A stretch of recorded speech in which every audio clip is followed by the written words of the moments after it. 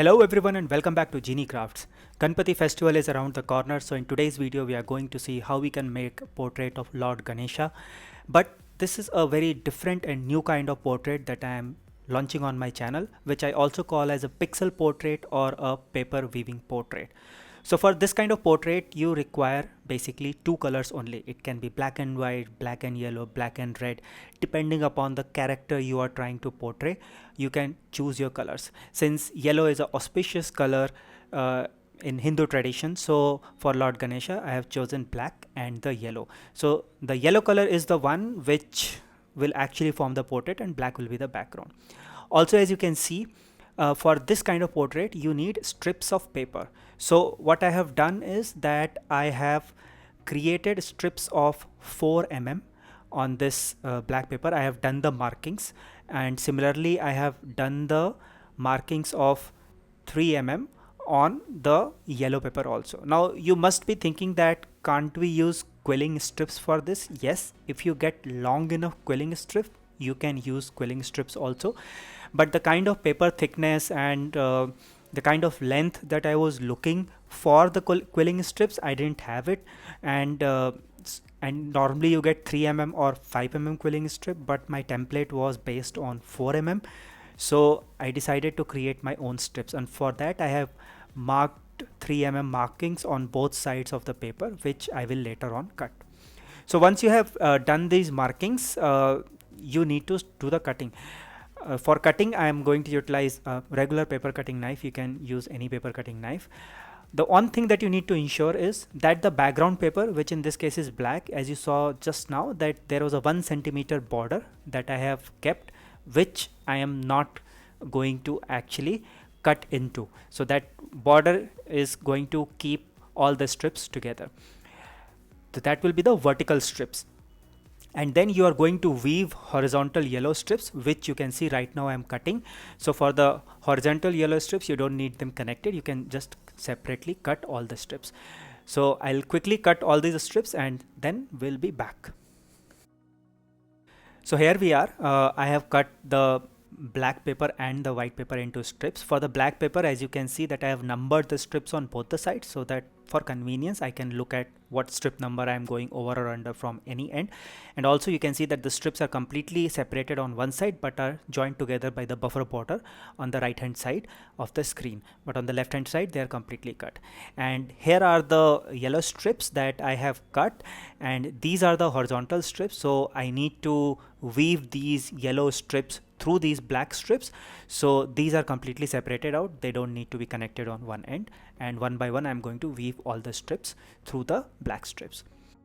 Now to do the strip weaving or the paper weaving, you obviously need to know which strips you need to go under and which strip you need to go over. So for this we have this pixel portrait template. In the first column you see all the horizontal strip numbers, and in the second column you see the number against vertical strips. These numbers represent the ones over which you need to place your horizontal strip, and rest of the numbers you need to go under. So this will create kind of a weaving effect. So overall I think I had 140 or 142 horizontal strips, and similarly we had around 80 I think vertical strips. I actually don't remember. So this is the method that you need to follow. Now let's start with the first strip. As you can see that the first strip is the border strip which I had created on my own, which basically alternates one strip over and one strip under.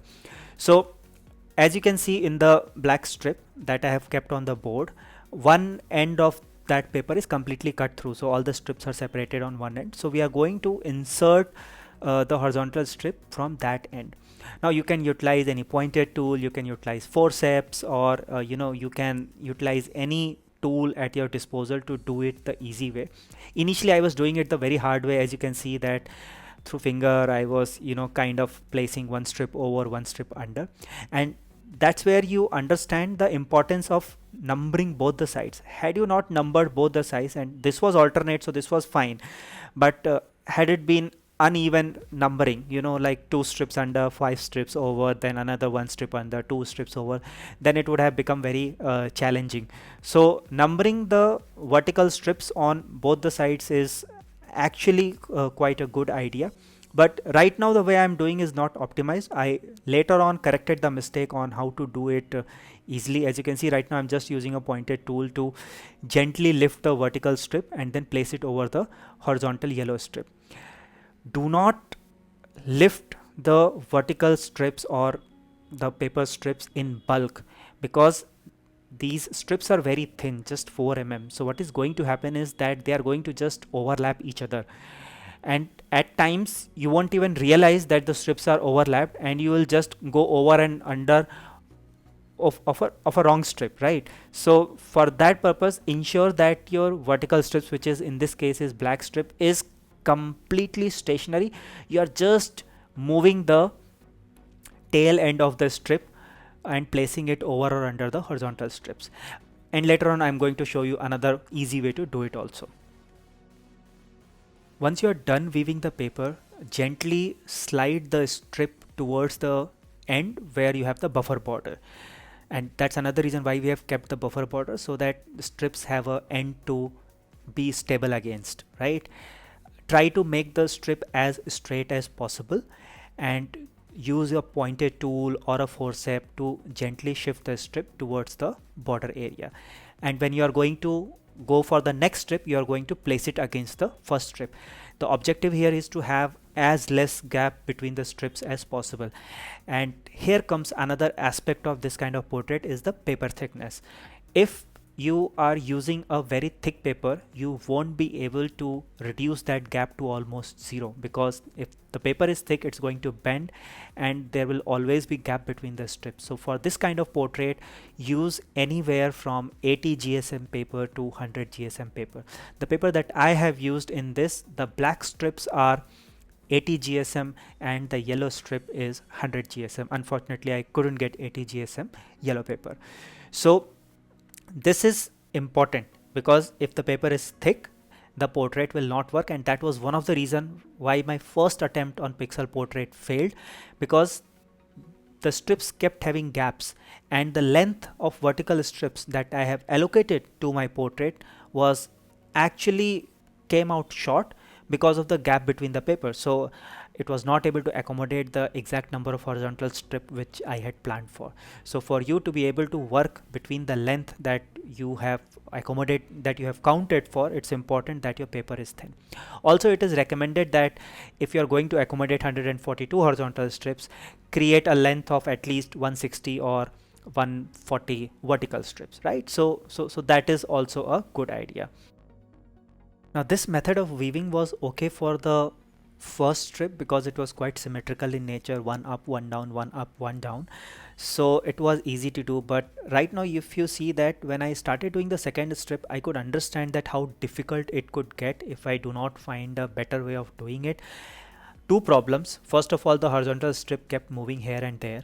And the second one was the alignment of vertical strips kept messing up. They kept getting on top of each other.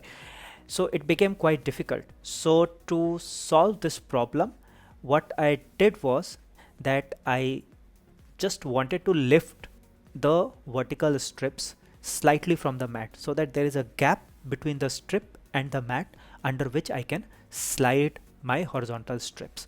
So for that, I utilized a long scale or ruler that I had, and I just placed them under the end of the vertical strips, like what you see in the right hand side of the video. So as you can see right now that there is a scale that is kept under all the vertical strips. Now placing this scale has lifted all the vertical strips and created a gap between the vertical strips and the mat under which I can slide my horizontal strip. And wherever I want my horizontal strip to be over a vertical strip, all I need to do is just gently push that vertical strip down with the help of a pointed tool or anything, and just make sure that the yellow strip is going on top of the black strip. So you will see that process again and again in the video, and this is what I did to overcome this challenge of weaving. Now by keeping it like this, it became so much faster and so much easier, because now I don't need to manually pick up all the black strips and put them over and under. I just needed to kept sliding the horizontal strip under the black ones, and wherever I needed the yellow strip to be on top of the black one, I just gently pushed down the black strip so that the yellow will come on top automatically, and when I didn't need it, I just pushed it back downwards. This method sped up my process quite a lot, and initially where I was able to weave one strip in 4-5 minutes, I started doing much better, and I was able to weave the strips quite quickly. Within a minute or less than a minute, I was able to weave one strip.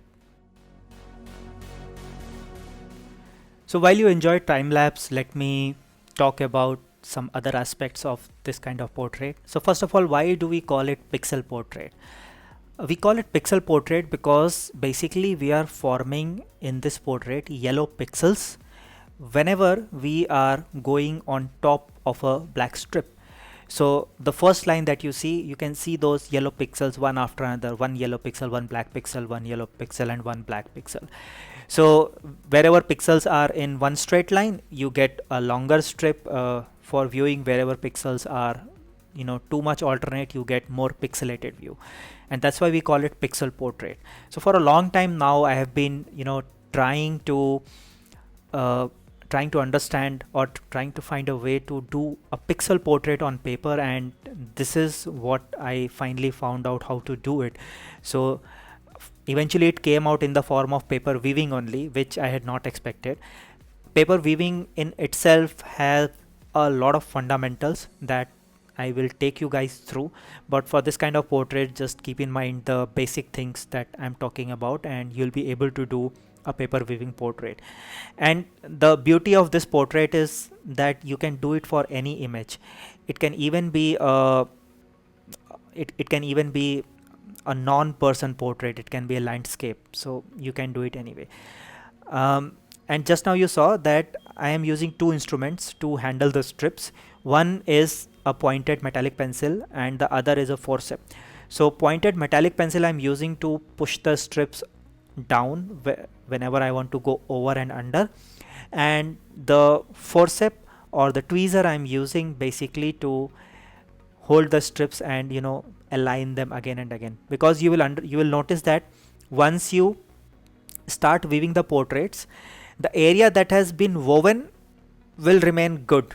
There will be no overlapping of strips or anything, but the area which is pending, you will find that the strips will keep overlapping each other, coming on top of each other, especially the vertical strips, the black strips. So to ensure that they are always aligned, you need to ensure before you weave the next strip, you have to ensure that all the vertical strips are in the proper place. It's not that the number 14 is coming before the before the number 13. Number 14 has to come after number 13 only. So you have to make sure that all the strips are perfectly aligned before you weave the next strip. Finally, you need to have a lot of patience and precision to make such kind of portrait. Patience you need because, as you can see, that weaving is not an easy process. It is going to consume a lot of your time, and at times you will want to throw it into the dustbin, which I almost did quite a number of times, but I persevered and I finished the portrait, and it came out really different and really nice kind of portrait. And precision you need because you are making it out of strips. If there is gap between the strips, or if the strips are not aligned perfectly against each other, once the portrait is finished, you will be able to see that gap exactly. Now, if there is small gap here and there, you can ignore it while you are making the portrait, but then you will need to fix it during the end, which we are going to do now. So as you can see, that what I'm going to do is that I'm going to take one side of the horizontal strip and I'm going to glue the ends of the horizontal strip on the first black vertical strip.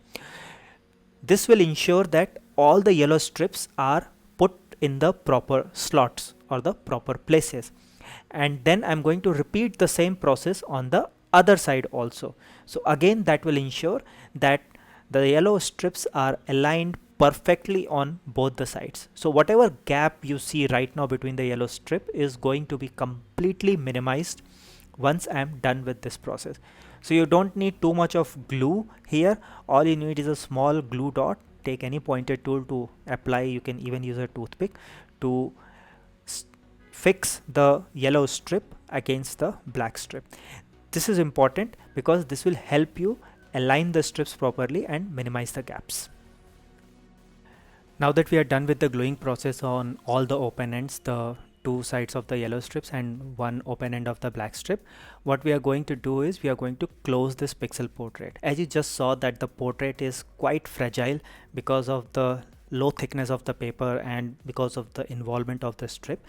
So you need to handle it carefully.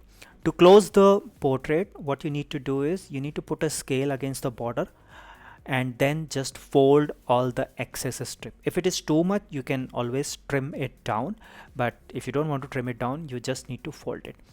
And we need to do it for all the sides. To make it more sturdy, you can even glue some of those folded strips back onto the back side of the portrait so that they remain in their place. But in my case, I didn't glue it. I just after folding, I just put some weight over it and let the strips get settled in the new folded places. After the folds have settled down, there is this one last step that you need to frame it. So for this, I am using a 40 by 50 frame from IKEA. This is not a depth frame or a shadow box frame. This is a regular frame. And all I need to do is to have a background and put the portrait that I have created at the center of the background and just close the frame. To secure the portrait on the background, you can obviously use glue on the corners or even at the center to ensure that the portrait does not move. Also, before you close the frame, basically before you put and close the frame, ensure that there are no gaps in the vertical strips, there are no gaps in the horizontal strip. If you feel or if you need, you can even use glue to adhere the strips to specific places if that is needed. Once you are happy, you just put it inside the frame and close the frame. And with that, you will have a beautiful pixel portrait ready for you. Now, this is a kind of craft that you can easily do at home and create unique gifts for your near, dear and loved ones. So I hope you guys enjoyed this tutorial and found it very useful. If you guys liked the video, then please do not forget to hit the like button and share this video with your friends, and do subscribe to my channel for regular videos on paper art, string arts and other forms of art, and don't forget to tune in for the template creation of this particular art form. I will see you guys in the next video. Till then, stay safe, take care and bye bye.